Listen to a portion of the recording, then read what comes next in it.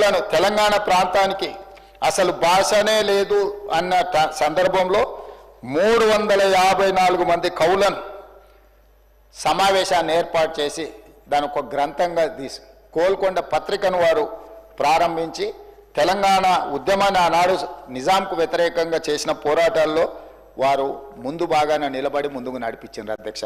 అయితే ఈరోజు ఇదే కాదు అధ్యక్ష, ఇంకా 2-3 విషయాలు. ఇప్పుడు ఏపీఎస్ఆర్టీసీ ఉంది. ఏపీఎస్ఆర్టీసీ ఆంధ్రప్రదేశానికి పోయింది. తెలంగాణ రాష్ట్రం ఏర్పడిన తర్వాత రోడ్డు రవాణా సంస్థను టీజీఎస్ఆర్టీసీగా మనం పేరు మార్చుకున్నాం అధ్యక్ష. అదేవిధంగా ఏపీఐఐసి ఆంధ్రప్రదేశ్ ఇండస్ట్రియల్ ఇన్ఫ్రాస్ట్రక్చర్ కార్పొరేషన్ని అది ఆంధ్రప్రదేశ్కి వెళ్ళిపోయింది. తెలంగాణ రాష్ట్రం టీజీఐఐసి కింద తెలంగాణ ఇండస్ట్రియల్ ఇన్ఫ్రాస్ట్రక్చర్ కార్పొరేషన్ కింద మనం పేరు మార్చుకున్నాం అధ్యక్ష. అదేవిధంగా ఈరోజు మనము public service commission APPSC Andhra Pradesh public service కమిషన్ని తెలంగాణ పబ్లిక్ సర్వీస్ కమిషన్గా మనం పేరు మార్చుకున్నాం అధ్యక్ష.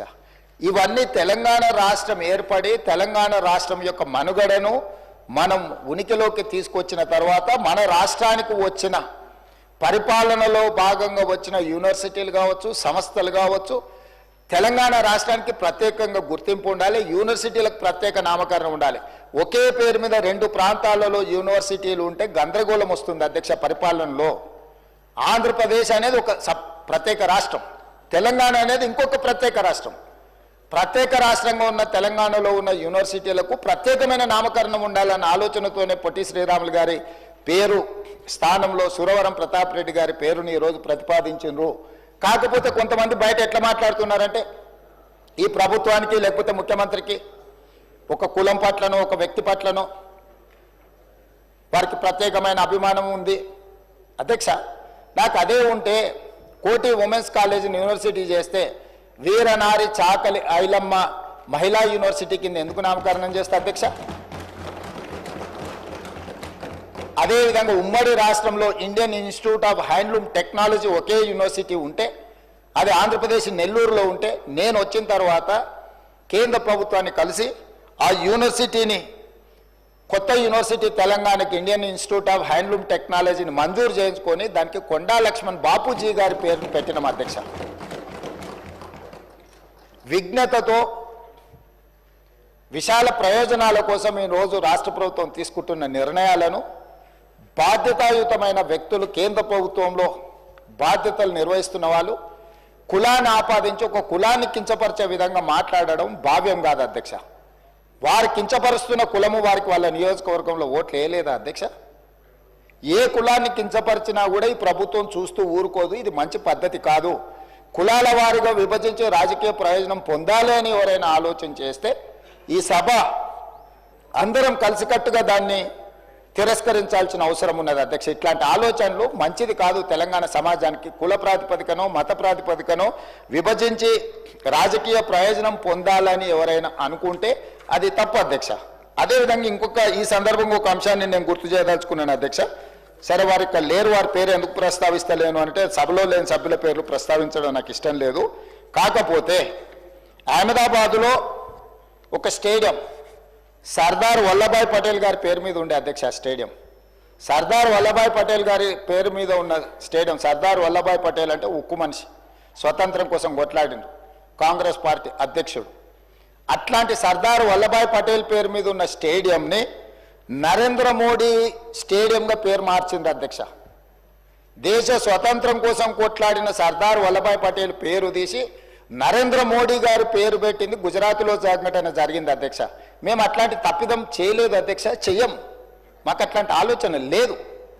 ఈ రాష్ట్రంలో ఎప్పుడూ జరగనట్టుగా మొదటిసారి ఏదో ఈ ప్రభుత్వం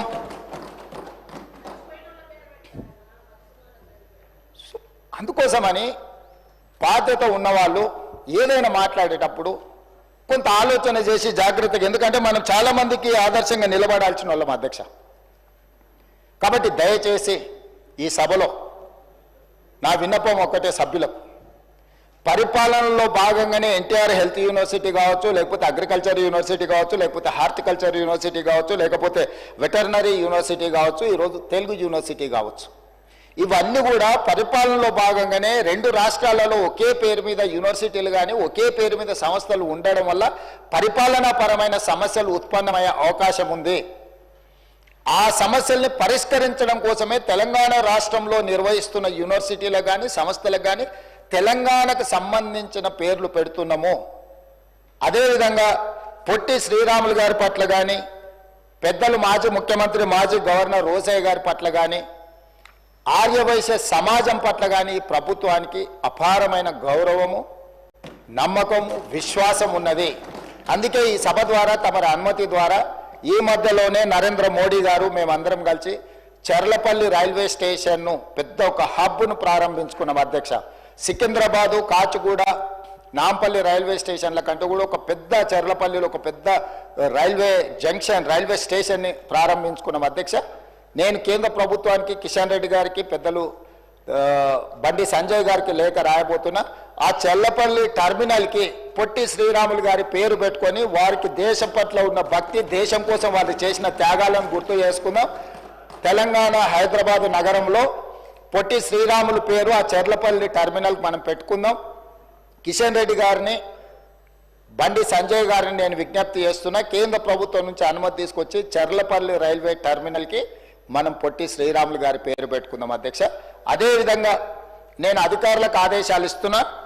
మనకు బల్కంపేట్ నేచర్ క్యూర్ హాస్పిటల్ ఉన్నది అధ్యక్ష. రోసయ్య గారి ఇంటికి కాస్త దూరంలో ఉంటుంది నేచర్ క్యూర్. దానికి రోసయ్య గారి పేరు పెట్టడమే కాకుండా పెద్దలు రోసయ్య గారి విగ్రహాన్ని అక్కడ పెద్ద ఎత్తున పెట్టుకొని వారి వర్ధంతులు, జయంతులు నిర్వహించడానికి అధికారికంగా రాష్ట్ర ప్రభుత్వం అన్ని అధికారిక వర్ధంతి, జయంతి కార్యక్రమాలను ప్రభుత్వం చేపడుతుంది. వారు ఉమ్మడి రాష్ట్రానికి 16 సార్లు బడ్జెట్ ప్రవేశపెట్టిన సుదీర్ఘమైన అనుభవజ్ఞులు. ముఖ్యమంత్రిగా, గవర్నర్గా ఎనలేని సేవలు అందించారు. వారు ఒక సందర్భంలో మాట్లాడుతూ, నేను పూర్తిగా హైదరాబాద్కు వచ్చిన చీరాలలో నాకేమీ లేదు, నేను మొత్తం హైదరాబాద్ వాసిని, నేను హైదరాబాద్లోనే ఉంటున్నాను పెద్దలు రోసయ్య గారు చెప్పారు.